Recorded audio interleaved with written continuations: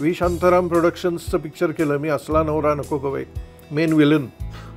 माझ्या इथून पुढच्या प्रत्येक पिक्चरमध्ये तू असणार ही माझी गॅरंटी, ती टॉपला होती. पण माझ्याशी लग्न करायचं आणि कोणाला सांगायचं नाही.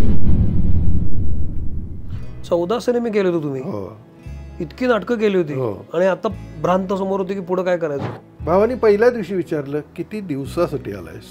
त्या दिवशी आपल्या डोळ्यामधून जे वाहतंय किंवा आपल्याला जे आता होतं तो आनंदच आहे, हे कसं काय? ज्योतिषशास्त्र केलं त्या काळात, वास्तुशास्त्र केलं, न्यूमरॉलॉजी केली, या सगळ्या लोकांना भेटून आलो. ते म्हणाले की नाही, तुमच्या नशिबातच यश नाही. मला यशाच्या फ्रिक्वेन्सीला यायला पाहिजे.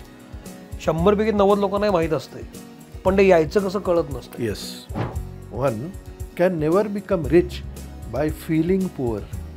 ह्याची दुसरी बाजू अशी पण असू शकत नाही का सर? हे तुमच्या मनाचा खेळ असू शकत नाही की I had a lot of problems in my life, out of which some actually happened. अशामुळे जे लोक तर नर्वस झालेले असतात, तर त्यांच्यासाठी तुम्ही काय सांगाल? त्यांनी काय सुरुवात केली पाहिजे की यातनं बाहेर येण्यासाठी?